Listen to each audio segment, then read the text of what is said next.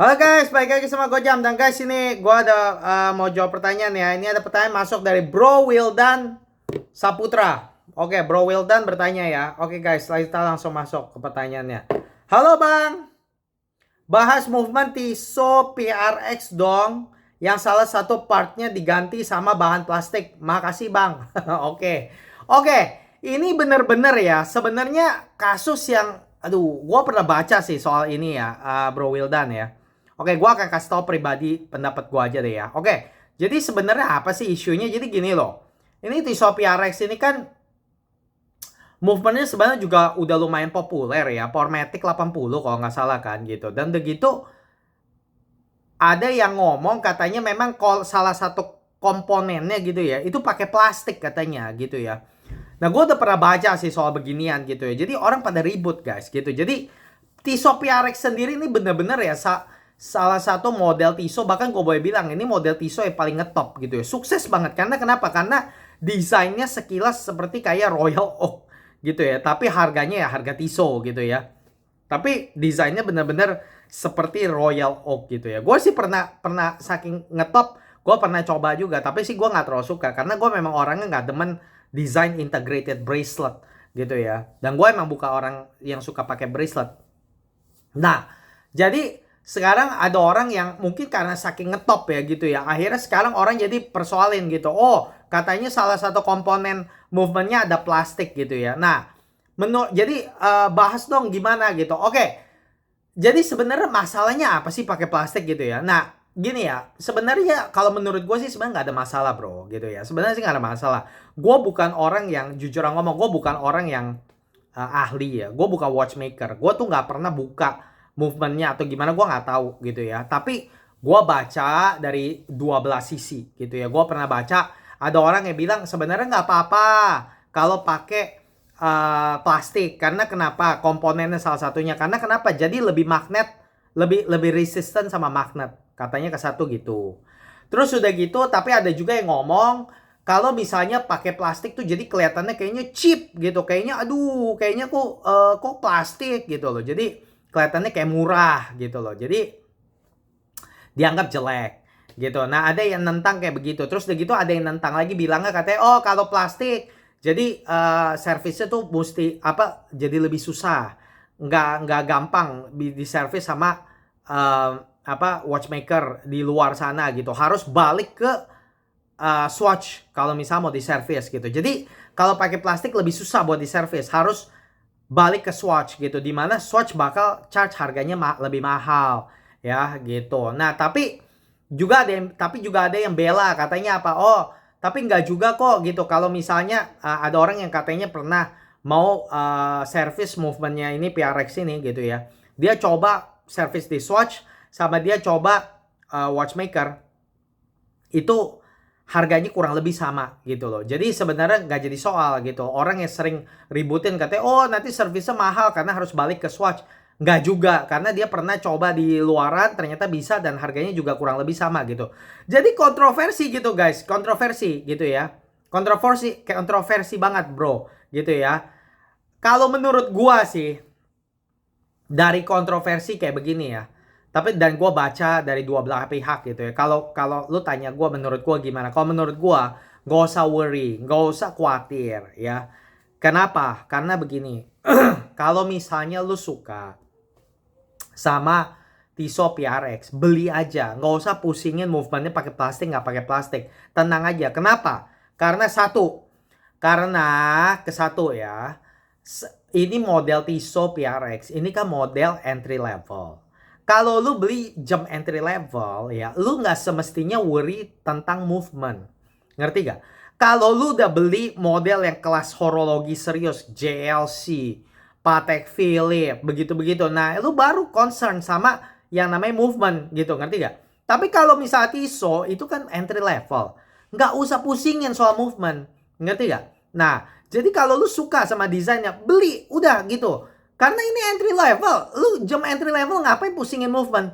Ngerti gak? Kalau gue orangnya simple aja. Kontroversinya tadi gue udah kasih tau lu. Oh susah servis lah, lebih mahal lah, oh plastik lah, apalah. Gak jadi soal. Karena kenapa? Ini tuh budget entry level. Ini jam entry level. Ngapain pusingin movement? Iya dong. Kalau gue orangnya gampang aja, ngapain gue pusingin gitu. Gue punya jam apa namanya jam Kurono gitu ya. Dia apa movementnya apa Miyota. Gue nggak peduli gitu loh, karena gue bukan beli buat movement. Harga jam tangannya aja juga nggak semahal kayak yang punya in-house movement.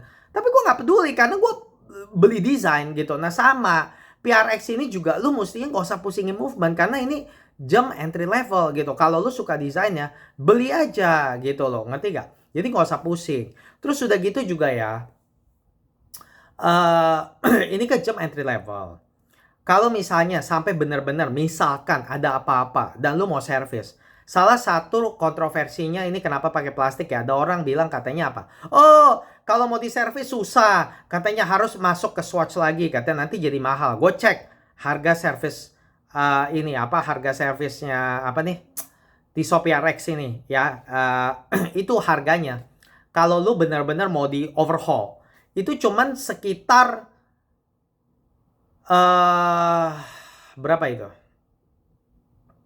Sekitar mungkin sekitar 2,5 juta sampai 3 juta, sekitar segitulah, 2,5 juta lah kira-kira lah ya kalau dirupiahin gitu ya. Nah, sedangkan harga jamnya sendiri sekitar 12 jutaan kan, setahu gue lah sekitar segitu, 11 sampai 13 juta, range segituan ya. Nah, jadi apa? Jadi maksud gue apa? Harga jam tangannya 11 sampai 13, dan udah gitu lu mau servis sekitar 2 jutaan lebih gitu ya. Ya maksudnya gini lo ya, lu berapa kali sih lu service overhaul? Ya gua rasa lu dengan movement kayak begini paling dikit 5 tahun, tapi namanya Swiss watch ya. Gua kasih tahu ya. Itu rata-rata udah kuat-kuat gitu loh. Gua rasa mungkin lu setahun juga 10 tahun sekali. Ya, 10 tahun sekali lu buang 2 juta buat servis. Ya, nggak apa-apa dong. Ya nggak apa-apa. Bahkan kalau 10 tahun lu nggak servis ya gua rasa nggak apa-apa. Kalau bisa lu cuman pakainya nggak kasar hari-harian, nggak apa-apa gitu loh. Jadi menurut gua lu nggak usah pusingin gitu loh. Kalau harga lu apa namanya, harga lu servis jam tangannya Tissot juga nggak berapa mahal. Jadi ngapain pusingin gitu loh. Dan kalau misalkan ya orang bilang oh apa lebih susah lah karena harus bawa balik ke Swatch lah, gue mau pakai watchmaker lah apa gitu ya di luar sana gitu ya.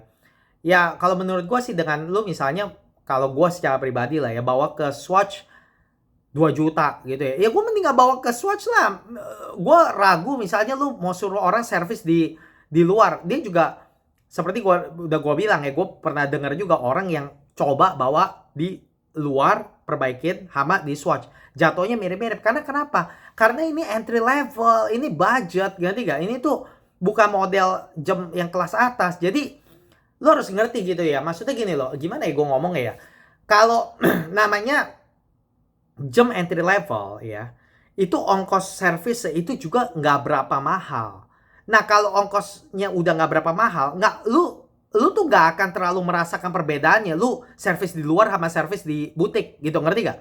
Kalau misalnya lu servis jam komplikasi, jam mahal kayak misalnya jam apa, misalnya ya jam-jam apalah gitulah, pokoknya bahkan lu servis apa ya maksudnya ya, kayak jam-jam apa yang komplikasi lah begitu-begitu ya, itu tuh memang jatuhnya bisa apa namanya, bisa antara butik dan di luar gitu ya, perbedaannya bisa lumayan tajam gitu. Karena kita lagi ngomong ya, mungkin lu di butik ya bisa di charge kayak 7 juta 8 juta untuk servis gitu loh, sampai 10 juta gitu loh. Tapi kalau di luar mungkin perbedaannya kayak mungkin 10 juta, tapi di luar mungkin gua nggak tahu lah ya, mungkin kira-kira mungkin 5 juta, mungkin 6 juta gitu. Jadi perbedaannya masih ini.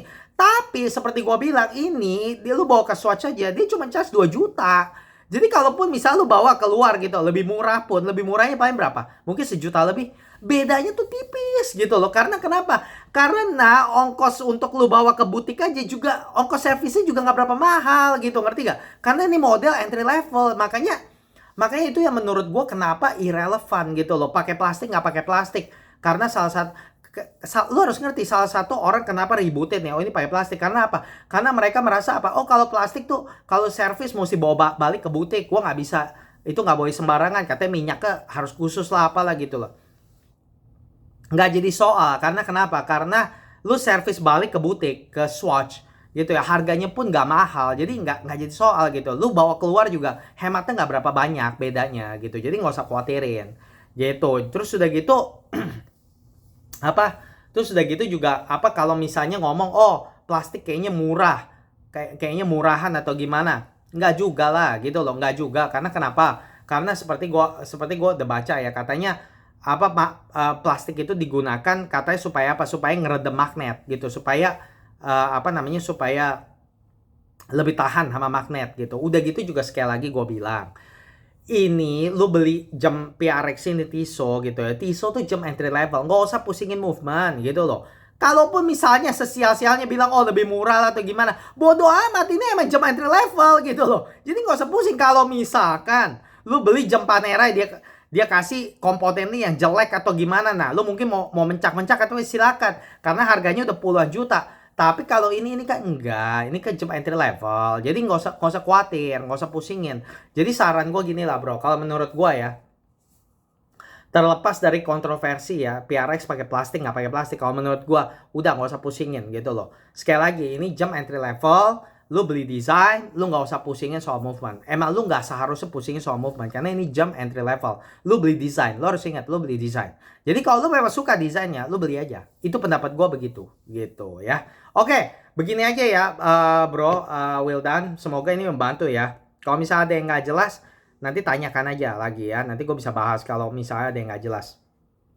Tapi sekian penjelasan dari gue dan pendapat gue nggak usah pusingin gitu ya. Tenang aja gitu loh. Kalau sampai ada apa-apa, lu bawa aja ke Swatch. Harganya murah untuk diservis, jadi nggak usah khawatir. Udah gitu ini jam entry level, jadi nggak usah pusingin soal movement. Enjoy aja desainnya gitu. Dan gue yakin kok, apa Swatch juga bukannya apa, Swatch itu perusahaan gede, dia nggak mungkin buat jam tuh jelek gitu, kasih sampah gitu, nggak begitu gitu. Jadi nggak usah khawatir, itu sih pendapat gua gitu. Oke, begini aja ya jawabannya Bro Wildan ya. Guys, kalau misalnya kalian punya pertanyaan seperti Bro Wildan, mau minta pendapat apa segala gitu ya, langsung komen guys di bawah. Kalau misalnya menarik nanti gua akan bahas seperti ini. Dan kalau misalnya kalian suka jam tangan, jangan lupa subscribe channel Gojam, support channel Gojam, dan nantikan Gojam di video berikutnya. Makasih guys sudah nonton, bye bye.